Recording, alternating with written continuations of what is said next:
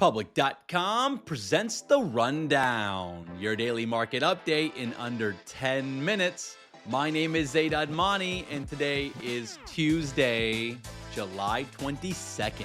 In today's episode, we'll tell you about the latest drama between the White House and Fed Chair Jerome Powell. We'll also tell you about Netflix's use of AI to produce content and the latest meme stock dominating Wall Street bets. Then stick around to the end of the show to find out the biggest difference between 7-Elevens in Japan versus the US. We got a great show for you today. Let's go.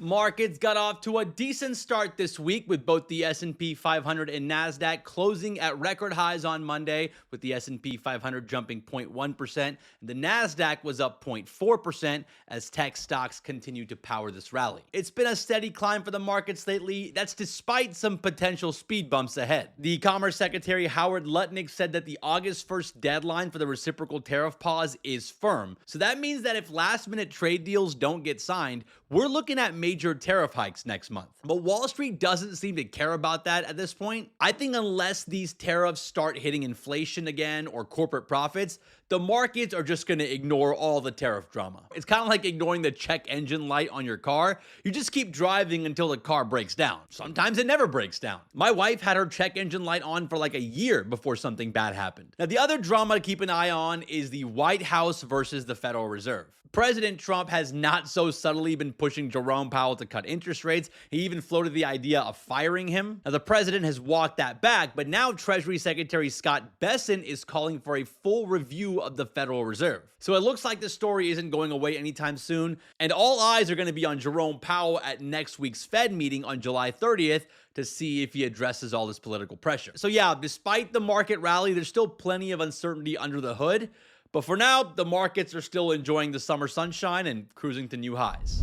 Let's run through some headlines, starting with Netflix. Netflix is officially using AI to help produce content. According to Bloomberg, Netflix has started working with Runway AI, which is a startup that's been making waves in the generative video space. Netflix's CEO Ted Sarandos said the company used AI tools for the first time to create special effects for an Argentinian sci-fi series called El Astronaut. I might be butchering that name. Sources say that Netflix is now actively testing its tools for other projects. Runway has been making waves. Their newest model, called Act 2, makes motion capture way easier and cheaper. They can essentially map human movement onto animated characters. So with this technology, actors don't have to wear those funny looking green suits with hundreds of ping pong balls on them. And that way, studios can now use AI to save millions of dollars on special effects. And that's why every major studio in Hollywood is looking to use these AI tools. Even Disney. They're reportedly testing Runway AI, and they've held discussions with the company,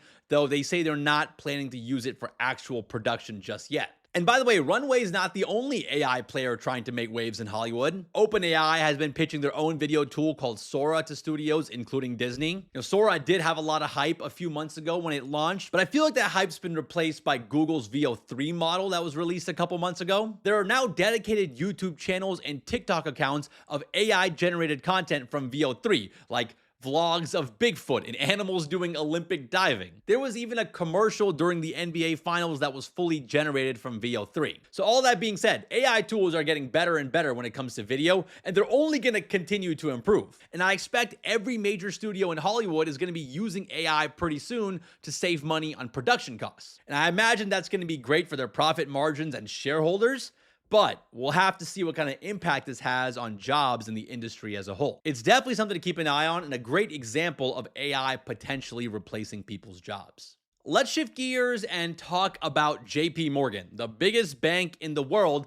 They are preparing to let their clients borrow money using their crypto assets as collateral. Essentially, JPMorgan would treat Bitcoin and Ethereum the same way as they treat stocks or real estate when someone applies for a loan. The banks would hold these assets in exchange for lending you money. Now, they're starting off with just crypto ETFs right now, but according to the Financial Times, their plan is to eventually lend against actual crypto assets as early as next year. And this is a big deal, not just because it brings crypto deeper into traditional financial systems, but because this is coming from JP Morgan, whose CEO Jamie Dimon is not a fan of crypto. He's been pretty vocal about it through the years. He once called Bitcoin a fraud and compared trading crypto to smoking cigarettes. But to be fair to Jamie Dimon, he also said that he respects people's right to smoke cigarettes. And in this case, his bank seems to be fully embracing crypto. I think it's safe to say at this point that Bitcoin has gone mainstream. And that's why the price of Bitcoin, Ethereum, and other cryptocurrencies are near record highs. Let's talk about some stocks making moves today. There is a new meme stock in town, and it's been on a wild ride this past week. The stock I'm talking about is Opendoor. It's gone from $1 to over $4 in a week without any significant news or changes to their business. And all that has gotten the attention of Wall Street bets and the retail crowd, with trading volumes up 1,000%. Yesterday was one of the biggest days for Opendoor. The stock jumped over 100% at one point. And I don't know how much steam is left in this meme rally, but it's up another 15% this morning at the time of this recording. Now, Opendoor is interesting because they're an online home buying and selling platform that got really popular during the pandemic. I actually know someone who sold their home to Opendoor at a ridiculous price, so shout out to them. The company went public via SPAC in 2020, but they've struggled recently with the housing market being frozen. And I imagine all the houses they overpaid for when they were buying them up back in 2021. And that's why the stock has been trading in the $1 to $2 range over the last year. Even with this recent rally, the stock is down more than 90% from the all-time highs of over $30 that it set back in 2021. But yeah, crazy that we still got meme stocks happening at 6% interest rates. Now, on the flip side, shares of GM are down this morning because the automaker is taking a hit from tariffs. The company reported a 35% drop in net income for Q2, and they warned that things might get even worse next quarter. Tariffs added about $1.1 billion in costs in the recent quarter, with their operating income dropping from $2.9 billion last year to $1.8 billion.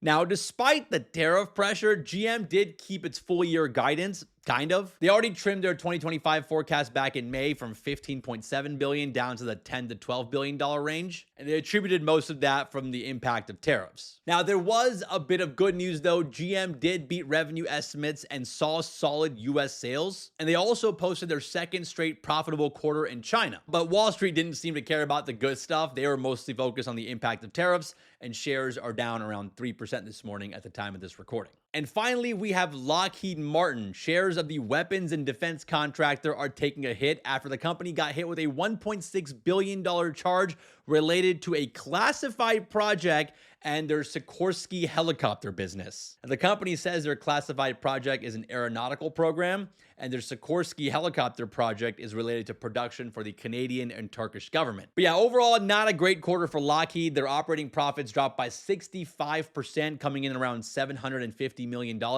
Wall Street was expecting operating profits north of $2 billion. So that's a pretty big miss. The company's also cutting their full year guidance, and that's why shares are down more than 7% this morning on this news. Let's wrap the show with a fun fact.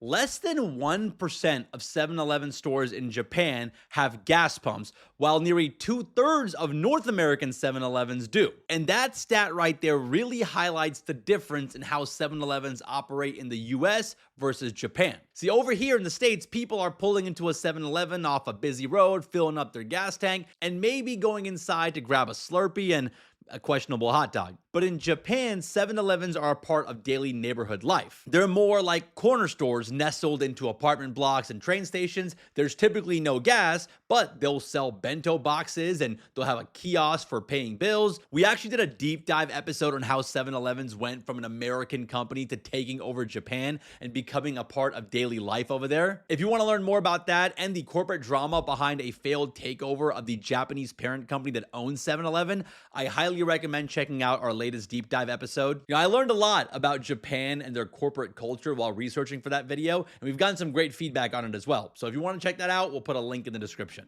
Well, all right, guys, that's the rundown for today. Hope you guys enjoyed today's episode. If you did, and you have like 9 extra seconds, consider giving us a 5-star rating on Apple, Spotify, or wherever you listen to your podcast. And if you are listening on Spotify, don't forget to vote in today's Spotify poll. Leave us a comment on Spotify.